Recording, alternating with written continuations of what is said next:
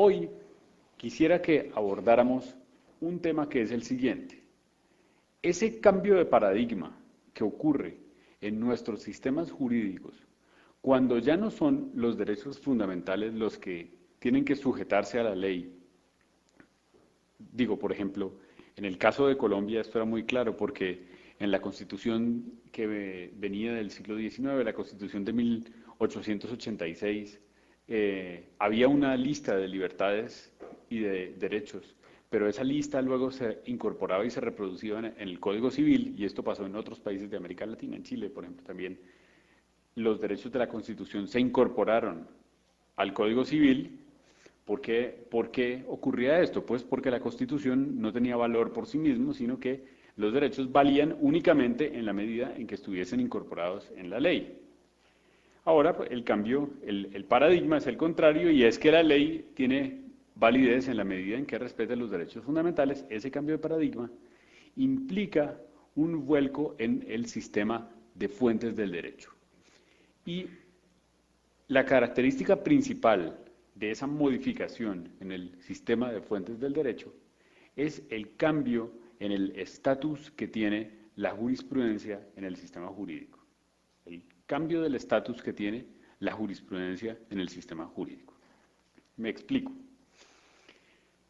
Ha habido, ustedes lo conocen, una tradicional distinción en materia de fuentes del derecho entre los sistemas del derecho continental, lo llamado civil law, y los sistemas del common law. En los sistemas del common law, la fuente principal del derecho, ¿cuál ha sido? La costumbre. La costumbre. Tradicionalmente, en el common law, la fuente principal del derecho es la costumbre. Lo que pasa es que cuando se dubita acerca de cuál es la costumbre que debe aplicarse para decidir un caso concreto, entonces, al estilo del derecho romano de la época clásica, se recurre a la opinión autorizada de los juristas, y esa opinión autorizada de los juristas es lo que constituye la jurisprudencia o los precedentes. Dicho de otra manera, en el common law, la fuente más importante del derecho, que esto ocurre también, por ejemplo, en el derecho privado internacional, es la costumbre internacional, pero luego, pues como la costumbre puede ser incierta en determinados lugares y momentos, entonces es necesario que los tribunales declaren cuál es la costumbre en ese sitio, declaren cuál es dirían los juristas romanos clásicos, las mores maiorum, la costumbre de los mayores, en ese determinado tiempo y lugar, y esa declaración que los juristas, que los tribunales hacen, constituye la jurisprudencia. Una vez que un tribunal ha declarado que una costumbre es la que tiene validez en cierto lugar y tiempo, entonces en el futuro los operadores jurídicos, es decir, los abogados y los tribunales, ya no recurren a la mención de la costumbre, sino a la mención de la jurisprudencia, es decir, del precedente anterior, en donde el tribunal declaró que la regla aplicable al caso según la costumbre era tal regla. Y de esa manera, el precedente judicial se constituye en el referente, en el sistema de fuentes del derecho más importante en el derecho anglosajón, en el common law. Paralelamente, en nuestro sistema, en el sistema continental, la historia es un poco distinta. Nosotros, sobre todo por la influencia del racionalismo francés de la época republicana, en Europa y luego América Latina copia ese modelo, pensamos que es el legislador racional, que además es el representante de la voluntad popular y está investido con autoridad, aquel que debe tener la competencia para establecer qué es el derecho en determinado tiempo y en determinado lugar. De esta manera, por ejemplo, nosotros, si me permiten continuar con la analogía del derecho romano, nosotros estamos más cerca de la época postclásica del derecho romano, en donde es el emperador que está revestido con auctoritas, aquel que establece qué es el derecho, aquel que es la principal fuente de derecho. Claro, en el caso del derecho continental, entonces, es la ley y no la jurisprudencia aquella que tiene la categoría de fuente del derecho. Y la jurisprudencia tendría en teoría, tendría un papel meramente auxiliar, cuando no nulo. Ayer el profesor amigo Rodolfo Terrazas invocaba este paradigma que viene desde Montesquieu y otros autores de la época de la época postrevolucionaria francesa, en donde decían, por ejemplo, lo dice explícitamente Montesquieu, el poder del juez es en quelque façon nul, decía en francés, es nulo de todas las maneras, de tal manera que el juez es solamente la boca que pronuncia las palabras de la ley, decía Montesquieu.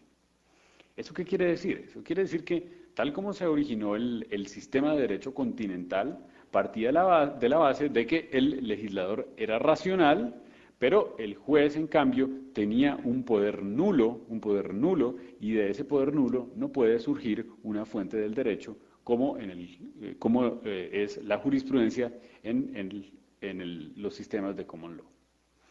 Esto, desde luego, tenía en su contexto unas explicaciones políticas de fondo bien grandes. ¿Cuáles eran las explicaciones políticas? Pues muy bien, los revolucionarios franceses habían podido decapitar al rey y a una buena parte de la aristocracia que vivía del producto del comercio y de la industria de aquel entonces, a expensas del producto de la industria y del comercio de aquel entonces, pero desde luego los revolucionarios franceses no podían decapitar a todos los jueces de aquel entonces porque se quedaban sin jueces, y entonces tuvieron que reciclarlos y emplearlos en el nuevo régimen.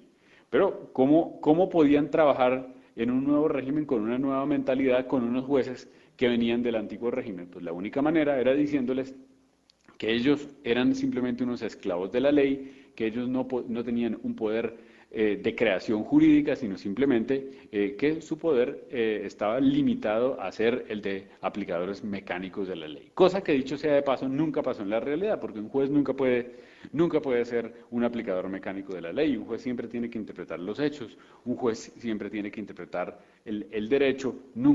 Este paradigma nunca se aplicó es decir, en la práctica, nunca pudo aplicarse en ninguna parte del mundo. Pero, en teoría, sí se pensaba que así debía ser. Como consecuencia, entonces, en el sistema de derecho continental, en el que nuestros sistemas jurídicos tradicionalmente en el siglo XIX y en el siglo XX, en la época republicana de las repúblicas latinoamericanas, así se fraguó. En este sistema, la ley era la principal fuente del derecho y la jurisprudencia tenía simplemente un criterio auxiliar. A finales del siglo XIX surge en España una doctrina que es la idea de la doctrina probable. ¿Qué es esa idea de la doctrina probable? Es una doctrina que también hizo alguna carrera en América Latina y que atribuía un carácter es decir, atribuía un estatus un poco mayor a la jurisprudencia, siempre dentro de su estatus auxiliar o precario. Esta doctrina, esa idea de la doctrina probable, decía que allí donde hubiese un vacío en la ley, o allí donde hubiese dudas en la interpretación de la ley, si la Corte Suprema de Justicia, que en aquel entonces era pues en España el Tribunal Supremo, y entre nosotros la Corte Suprema de Justicia en América Latina, que siempre fue el único tribunal, el único alto tribunal, es un fenómeno muy reciente el surgimiento de otros altos tribunales como las Cortes Constitucionales o los tribunales electorales o los consejos de Estado, eso es ya posterior. Si la Corte Suprema de Justicia pronunciaba 3 sentencias de casación en un mismo sentido, para interpretar la ley, para resolver dudas en la ley o para completar la ley allí donde la ley estuviese incompleta, entonces esas sentencias decía aquella doctrina probable española que se tomó en varios países de América Latina, podía ser invocada como fuente del derecho por el juez. Podía, no debía, podía ser invocada como fuente del derecho por el juez. ¿Eso qué quiere decir? Pues quiere decir exactamente lo mismo, que la ley era la única fuente del derecho y junto a la ley la jurisprudencia tenía un mero carácter de criterio auxiliar. Piensen ustedes en la diferencia conceptual entre fuerza vinculante y criterio auxiliar es más o menos la siguiente, que criterio auxiliar es el que tiene, por ejemplo, una guía turística. Si uno lee una guía turística de la Ciudad de México, entonces dice, visite el Museo de Antropología. Pero ¿eso qué quiere decir? Que el visitante no está obligado a visitar el Museo de Antropología. Si considera, por ejemplo, que es mucho más edificante emplear el día entero para tener charlas de derecho electoral, pues entonces uno puede hacer caso omiso del Museo de Antropología, no estaba vinculado al Museo de Antropología. En cambio, que algo sea vinculante, quiere decir, como lo dice Joseph Raz en un famoso libro publicado en la década de los 90 sobre las normas jurídicas como razones para la acción, que las normas jurídicas son razones excluyentes y definitivas. Excluyentes y definitivas. ¿Eso qué quiere decir? Que cuando yo soy un destinatario de una norma jurídica, si esa norma jurídica resulta vinculante para mí, la existencia de esa norma jurídica implica una razón para la acción definitiva y excluyente de las demás. Pensemos en un caso hipotético.